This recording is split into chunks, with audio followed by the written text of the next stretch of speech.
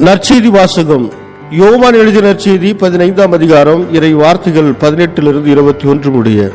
உலகு உங்களை வெறுக்கிறது என்றால் அது உங்களை வெறுக்கும் முன்னே என்னை வெறுத்தது என்பதை தெரிந்து கொள்ளுங்கள். நீங்கள் உலகை சார்ந்தவராக இருந்திருந்தால் தனக்கு சொந்தமானவர்கள் என்னும் முறையில் உலகு உங்களிடம் அன்பு செலுத்தி இருக்கும். நான் உங்களை உலகத்திலிருந்து தெரிந்தெடுத்து விட்டேன். நீங்கள் உலகை சார்ந்தவர்கள் அல்ல, எனவே உலகு உங்களை வெறுக்கிறது. பணியாளர் தலைவரை விட பெரியவர் அல்ல என்று நான் உங்களுக்கு கூறியதை நினைவில் வைத்துக் கொள்ளுங்கள். என்னை அவர்கள் துன்புறுத்தினார்கள் என்றால் உங்களையும் துன்புறுத்துவார்கள். என் வார்த்தைகளை கடைபிடித்திருந்தால் தானே உங்கள் வார்த்தையையும் கடைபிடிப்பார்கள்.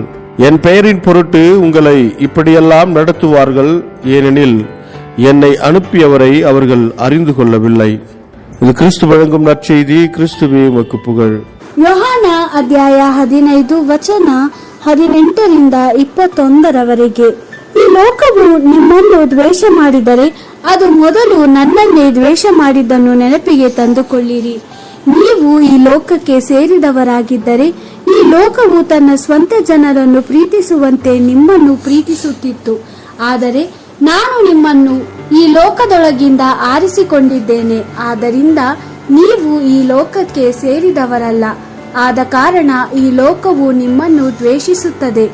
ಸೇವಕನು ತನ್ನ ಒಡೆಯನಿಗಿಂತ ದೊಡ್ಡವನಲ್ಲ ಎಂದು ನಾನು ನಿಮಗೆ ಹೇಳಿದ ಮಾತನ್ನು ಜ್ಞಾಪಿಸಿಕೊಳ್ಳಿ.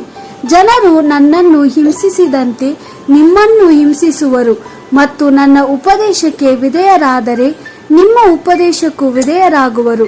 ಜನರು ನನ್ನ ದೆಸೆಯಿಂದ ಇದನ್ನೆಲ್ಲ ನಿಮಗೆ ಮಾಡುವರು. ನನ್ನನ್ನು ಕಳುಹಿಸಿದಾತನನ್ನು ಅವರು ತಿಳಿದಿಲ್ಲ. ದೇವರ ವಾಕ್ಯವಿದು. ದೇವರಿಗೆ ಕೃತಜ್ಞತೆ ಸಲ್ಲಲಿ. Gospel according to John chapter 15 verse 18 to 21. If the world hates you, remember that the world hated me before it hated you.